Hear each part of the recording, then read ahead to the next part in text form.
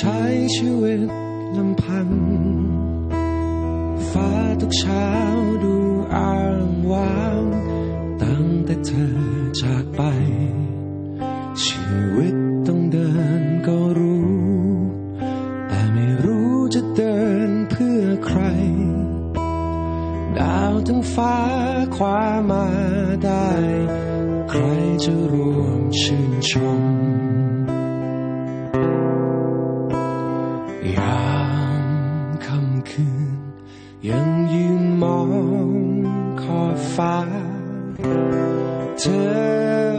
สบตากับฉันบ้างหรือเปล่า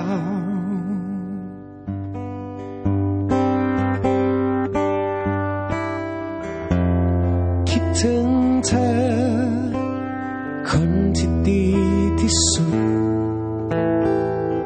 ถึงแม้ได้พูดในวันที่มันสาย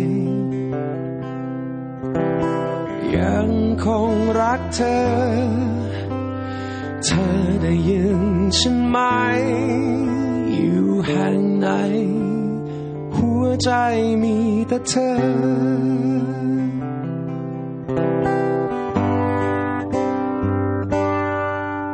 เพิ่งรู้ว่ากอดมันหวานเมื่อเธอนั้นไปไกลลับตาใจทั้งสองมือไขว่คว้าคงไม่มีค่าใดห้องน้อยของเธอและฉันที่วันนั้นมันดูแคบไปเพิ่งจะรู้มันกว้างใหญ่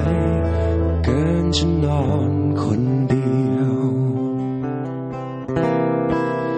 ยามค่ำคืนยังยืนมองขอบฟ้าเธอสบตากับฉันบ้างหรือเปล่า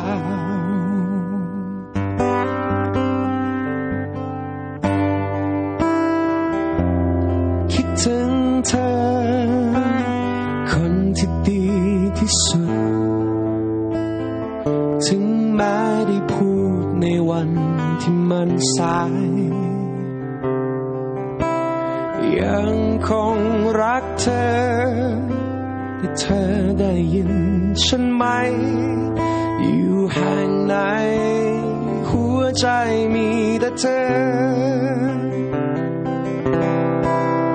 ยังคงรักเธอแต่เธอได้ยินฉันไหม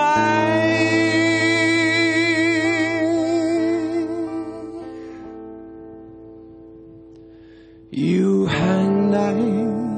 หัวใจมีแต่เธอได้ยินไหม